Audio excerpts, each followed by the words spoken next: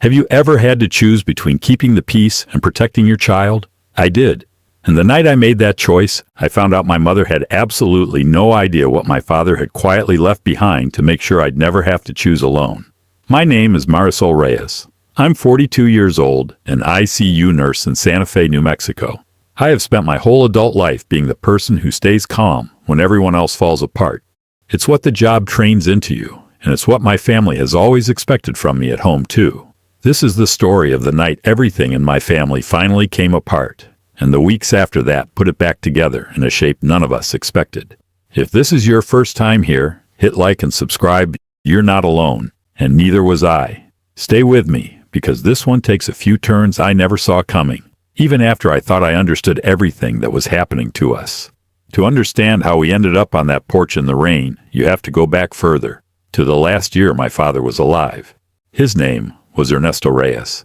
He'd spent 38 years as a family doctor in Santa Fe, the kind who still made house calls decades after other physicians had stopped bothering, who knew the names of his patients' grandchildren, who kept a jar of butterscotch candy on his desk that 3 generations of Santa Fe kids remembered fondly into adulthood. He was proud, stubborn, and famously terrible at accepting help, which made the year he spent sick almost unbearable for everyone in the family except, strangely, my daughter, Estrella. Everyone called her Essie. She was 12 that year, quiet in the particular way of a kid who watches more than she talks, and she never once treated her grandfather like he was fragile. She'd come over after school and sit beside his recliner with homework she didn't actually need help with, just for a reason to be near him. He'd pretend to check her math while secretly dozing off mid-sentence, and she'd let him, tucking an old wool blanket over his knees without ever waking him, careful as a nurse herself. That blanket became a project of hers over the months. She found an old sewing kit in my mother's hall closet and started stitching small, crooked stars onto the corners, one at a time, whenever she visited. My father would examine each new star solemnly, like a jeweler appraising a stone, and declare it the finest star he had ever personally witnessed. It became a ritual between them. By the time he passed, there were 11 stars, unevenly spaced, thread ends left a little too long because a 12-year-old hadn't quite learned to trim them close. I worked 12-hour shifts at the hospital those months, came home, and then drove straight to my parents' house most nights to handle his medications myself. I didn't trust anyone else to get the dosages and timing right, not out of arrogance, but because I'd watched enough medication errors happen to strangers in my own ICU to know how easily a small mistake becomes a permanent one. I learned to function on 4 hours of sleep. I learned which of his moods meant pain and which meant fear, and that they often looked identical from the doorway. My mother, Dolores, sat with him some evenings an hour here, sometimes 2, and seemed to consider her part of the arrangement complete after that. She'd tell friends at church how hard she was going through this, and I never once corrected her, because correcting her had never once, in 42 years, changed anything about how she saw herself. My sister, Camila, visited on weekends, Sunday afternoons mostly, always arriving after the difficult parts of the morning, the bathing, the medication schedule, the moments where he was frightened and needed someone patient beside him, and always leaving before dinner. Before the evening confusion sometimes set in, she brought store-bought flowers and her 2 kids, who ran through the house loudly enough that my father, exhausted, often slept through most of the visit anyway. I didn't do any of it to be praised. I did it because he was my father, and because some debts you don't calculate, you just pay. But my mother kept score in her own private way that whole year, and somehow, in her version of events that formed slowly and quietly over those months, my constant presence in that house became something to resent rather than something to be grateful for. I understand now that people who feel guilty about giving too little sometimes find it easier to resent the person giving more than to sit with what that says about themselves. When my father passed in the spring of 2024, on a Tuesday morning in April, with the first apricot blossoms just opening on the tree outside his window, the house didn't just lose him, it lost its rhythm entirely. And my mother lost whatever thin patience she'd had left for pretending things between us were fine. Within 2 months, his study of the room, with his medical journals still stacked exactly as he'd left them, his reading glasses still folded on the desk, had become a playroom for Camilla's kids, His recliner, the one Essie used to curl up beside, ended up under a plastic sheet in the garage, just until we figure out what to do with it, which was a sentence that somehow never had a follow-up conversation. Essie and I got moved without much discussion from the guest room we'd always used into the smallest bedroom at the end of the hall, the one that used to store off-season clothes, as though grief applied some shrinking effect that only ever touched the two of us. I told myself it was temporary. I told myself grief made people behave strangely, and that things would settle once the first hard months passed. I believed that for longer than I probably should have. Small things kept happening, the kind of things that are almost impossible to explain to someone outside the situation without sounding petty, and that's exactly what makes them so effective. My mother would forget to save Essie a plate at dinner if she ran a little late from volleyball practice, then act surprised, as though it hadn't happened 3 times already that month. Camilla's kids picked the television every single night, and Essie, who'd learned early that asking for a turn only ever led to disappointment, stopped asking entirely and brought her own books instead. Once, in the fall of that first year, I found Essie's science fair model, a working scale model of an acequia irrigation system, something she'd worked on for 3 weeks with real pride sitting crushed at the bottom of the recycling bin because it was taking up counter space. She never mentioned it to me. I only found out weeks later when her teacher gently asked why Essie had seemed so subdued during her follow-up presentation, having apparently improvised something smaller and less impressive at the last minute rather than tell anyone what had happened to the original. I brought it up with my mother carefully, the way you approach something you already suspect will go badly. She waved a hand without even looking up from her phone. "You're too sensitive about that girl. She needs to learn the world doesn't revolve around her." I stood in that kitchen with my hands flat on the counter, trying to work out whether staying silent in that moment was patience or cowardice. I told myself it was patience. I'm no longer sure that's true. Camilla, for her part, never said anything unkind directly. Her method was quieter, a kind of slow, steady repositioning, where she and her husband got their own key to the house within 6 weeks of my father's passing, where family decisions started getting made in a group text I was added to only after the fact, where holiday planning happened around a calendar that somehow never quite lined up with my hospital schedule, as though the possibility of accommodating me had simply stopped occurring to anyone.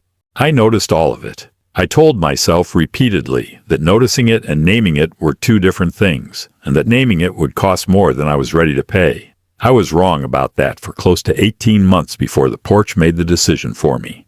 6 days before the night that changed everything, I got a call from Bianca Trujillo, my father's longtime attorney, whose office sat in one of those thick-walled adobe buildings a few blocks off the plaza, the kind with vigas across the ceiling and a cottonwood tree shading the courtyard. "Marisol," she said, "I need you to come in. Nothing urgent sounding on the phone, I promise, but I do need to see you in person." I assumed it was routine probate paperwork, some final administrative loose end from settling my father's affairs. I sat across from her the next afternoon while she slid a thick manila folder across the desk, sealed with a strip of tape along the edge, my name written on it in my father's own unmistakable handwriting.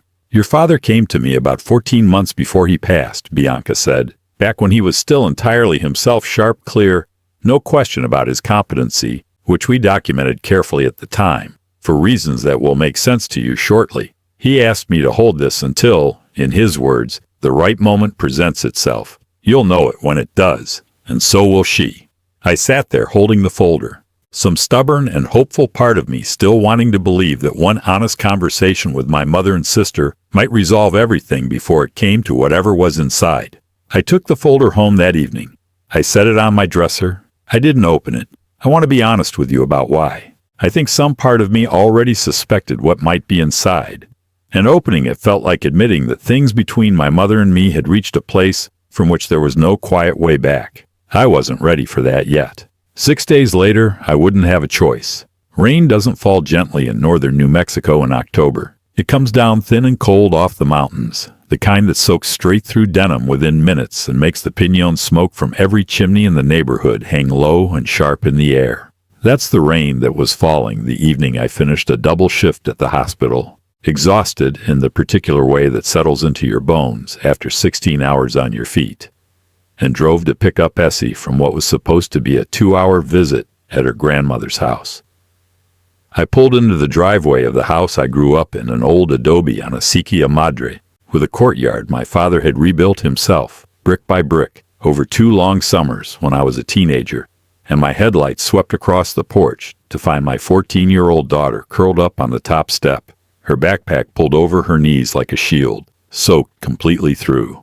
She wasn't crying anymore by the time I reached her. I think she'd already run out of tears an hour or more earlier. "Mom," her voice cracked on the single word. "The key doesn't work. I tried calling you like 6 times, but my phone died, and I didn't want to just walk to a stranger's house, so I waited."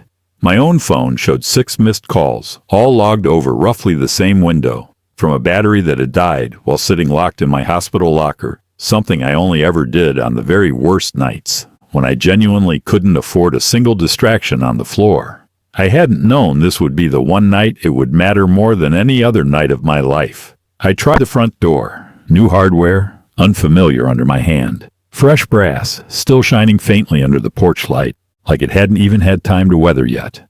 I knocked once. The door opened, and there was my mother Dolores standing in a cream cardigan, a glass of red wine loose in one hand, warm and dry, and entirely unbothered, while my daughter shivered visibly behind me in a soaked hoodie that had gone from gray to nearly black with rainwater. Past her down the hallway, my sister Camilla leaned against the wall, scrolling her phone, not even looking up, as though this were an entirely unremarkable Tuesday evening.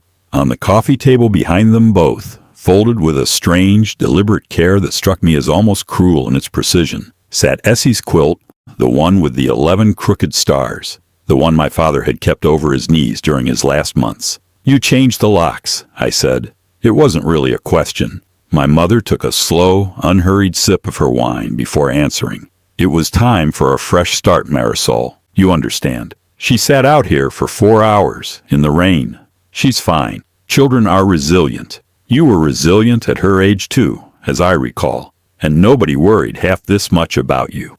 I felt Essie's hand slide into mine from behind. Her fingers were like ice, and something in that small, cold grip did more to steady my next words than any anger could have. My mother lifted her chin slightly, the exact gesture she used to make right before announcing that dinner was ready. The gesture of someone accustomed to being obeyed without further discussion, and said the sentence I will remember for the rest of my life. "We voted. This isn't your home anymore." I looked past her toward Camilla, half expecting some flicker of discomfort, some sign that at least one person in that house understood what had just happened to a 14-year-old on their front steps. My sister didn't even glance up from her phone. It's better this way, honestly. Less tension in the house for everyone. Less tension. That was the phrase they'd landed on for a 14-year-old girl left outside in the cold for 4 hours because 2 grown women had decided the house would simply run more smoothly with the 2 of us gone. I didn't yell. I didn't beg. Something in me had already gone very quiet and very clear, the way it sometimes does in the ICU in the exact moment a situation stops being manageable through negotiation and starts requiring a decision instead. "Understood," I said. My mother blinked, visibly thrown by how calm I sounded. She clearly braced for tears, or shouting, or the kind of pleading she could use as further proof of my instability. I gave her none of it. I turned, wrapped my arm fully around my daughter's shivering shoulders, and walked her back to the car without another word. In the rearview mirror, the porch light shrank smaller and smaller until the whole house disappeared behind the rain and the dark. We stayed that first night with my coworker, Selena Ortiz, an ER nurse I'd worked alongside for 9 years, who didn't ask a single question when I showed up at her door, past 11 at night with a soaked, silently shaking teenager and 2 hastily packed overnight bags. She simply stepped back to let us in, handed us both towels still warm from the dryer, and started a pot of milk on the stove for hot chocolate before either of us had said a word about what had happened. Essie showered, changed into an old t-shirt of Selena's, and fell asleep on the pull-out couch with her backpack still clutched against her chest, as if she needed to know at least one object in the world couldn't be taken from her overnight while she slept. I sat on the floor beside her until the sky outside the window turned from black to the pale gray that comes right before a Santa Fe sunrise, replaying the porch over and over, trying to locate the exact moment I should have seen this coming, clearly enough to prevent it. I didn't sleep at all that night. I don't think I wanted to. Some part of me needed to sit fully awake inside the anger, rather than let sleep soften it into something more forgivable by morning. I called Bianca first thing. I told her everything in order, trying to keep my voice steady even as my hands weren't. The new locks, the 4 hours in the rain, my mother's wine glass, the quilt folded on the coffee table like something being quietly discarded. There was a long pause on the line, longer than I expected from a woman I'd only ever known to be brisk and efficient. "Marisol," she said finally, her voice sharper than I'd heard it in the 11 years I'd known her. "I need you to bring the folder in today. All of it, unopened if you haven't gotten to it yet. And I need you to not discuss any part of this with your mother or your sister before we talk. Not one word, not even to ask a clarifying question. Can you do that?" I told her I could. I drove straight there after dropping Essie at school, the folder sitting on the passenger seat like something almost alive. Sitting across from Bianca in her courtyard-facing office, I finally opened what my father had left behind 14 months before he passed. Inside was a revised living trust, dated and notarized with unusual care, alongside a certified letter from his own longtime physician, confirming his full mental competency on that exact date, as though he'd somehow anticipated that someone, someday, might try to argue he hadn't known what he was doing. There was a handwritten letter addressed directly to me, in his familiar slanted script, and a separate sealed envelope addressed to my mother, which Bianca had been instructed not to open except under very specific conditions. Bianca walked me through it slowly, patiently, the way you'd explain something enormous to someone still in shock. My father, worried even then a full year before his death about how the family might behave once he was gone, had quietly restructured ownership of the house. It had never simply passed to my mother outright, as everyone in the family had always assumed it eventually would. Instead, he'd placed it into a trust with specific, binding conditions, built deliberately to protect the two people who had spent the most time actually caring for him in those final hard months, me and Estrella. The conditions were direct. The house could never be used to exclude either of us from it. If that condition was ever violated, documented, provable, Bianca, acting as trustee, was legally required to enforce a transfer clause immediately. Full ownership moving to me and Essie, with my mother required to vacate the property within 30 days of formal written notice. "I can't act on suspicion alone, or on your account by itself, painful as it is," Bianca said gently. "I need documented, provable evidence of an actual violation. What you're describing to me, a minor child locked out in the rain for 4 hours, an explicit statement that the home no longer belongs to you, that, if we can document it properly, is more than enough." I sat there holding my father's handwriting in my lap and felt, for the first time in 18 months, something other than exhaustion. I felt seen by a man who wasn't there to see it happen, and who had somehow arranged, over a year in advance, to make sure I wouldn't have to fight this fight without him. Here's something I didn't know yet, sitting in that office. 2 months earlier, my mother had proudly installed a new smart video doorbell on the front entrance, showing it off to half the neighborhood like she'd invented the technology herself, delighted every time it caught a delivery driver or a stray cat crossing the porch. She had never once considered what else it might eventually record. When Bianca's investigator formally requested the footage as part of documenting the violation, the doorbell had captured the entire exchange from that rainy night in crisp, unmistakable audio and video. My mother's voice, clear as anything, no ambiguity to argue away later. "We voted. This isn't your home anymore."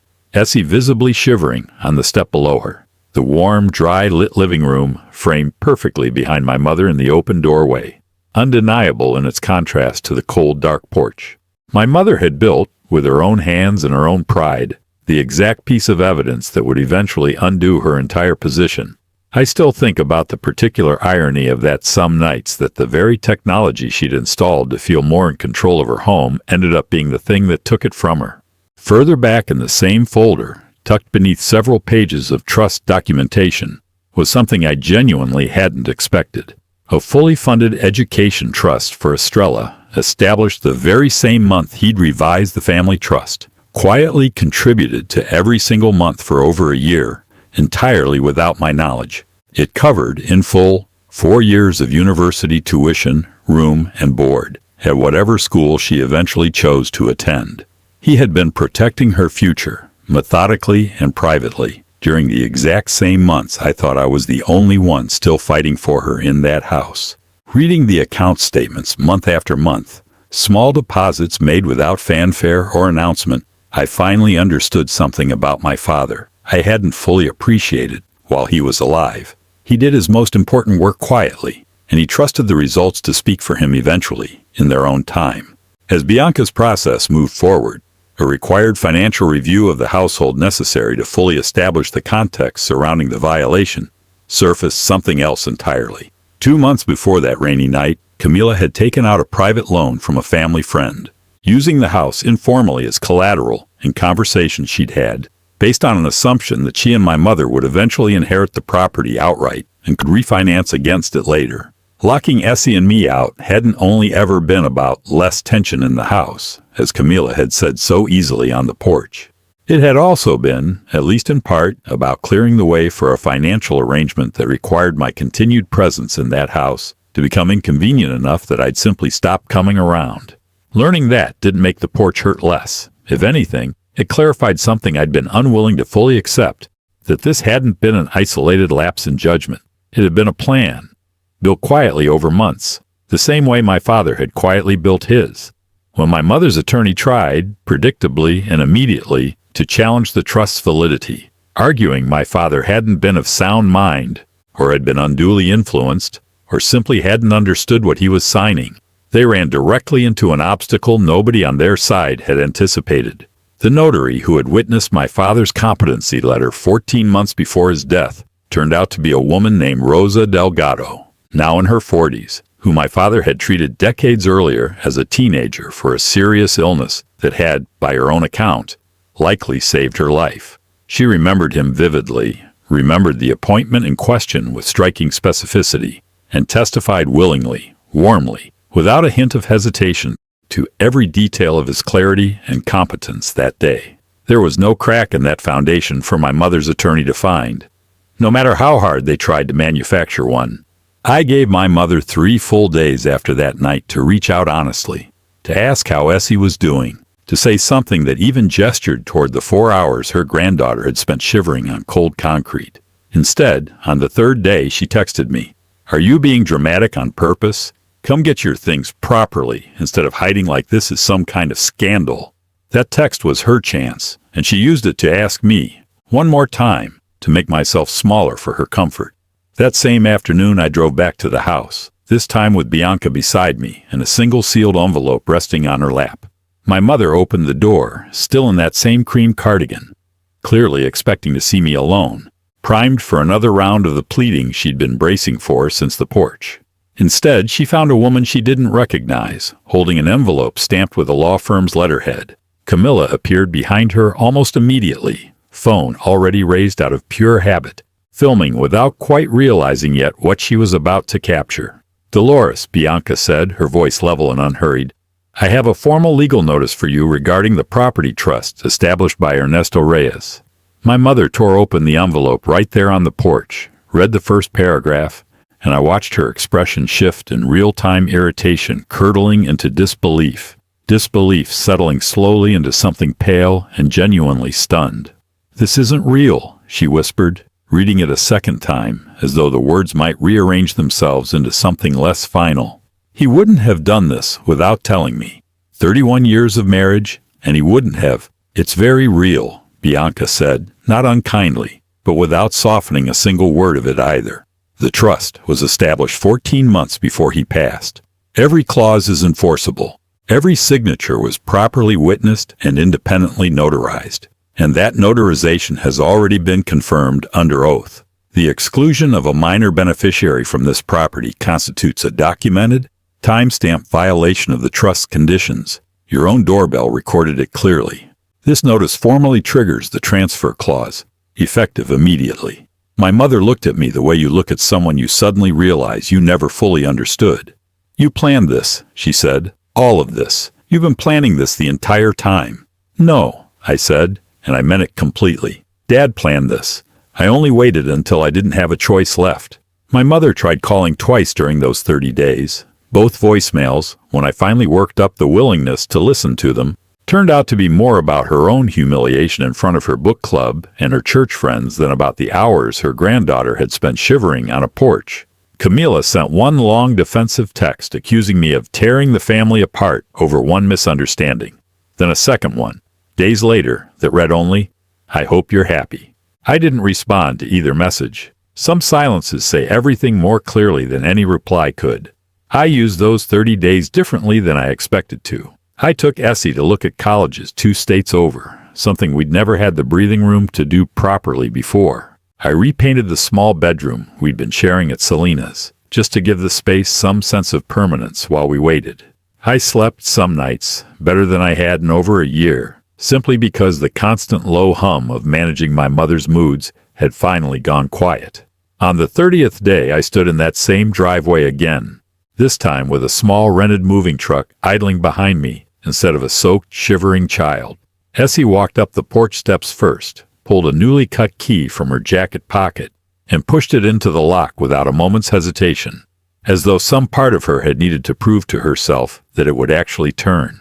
It turned smoothly. The door opened easily under her own hand, for the first time in a month exactly as it should have.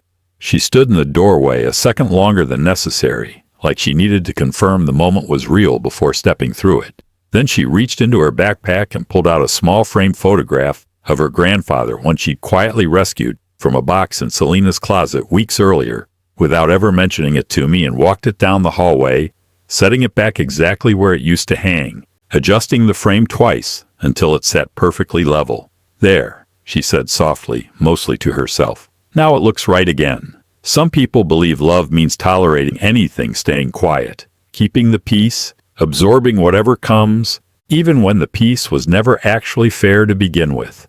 I believed that too, for a long time, right up until the night I watched my own daughter shiver on a porch, because 2 grown women had decided her comfort was simply optional to their evening.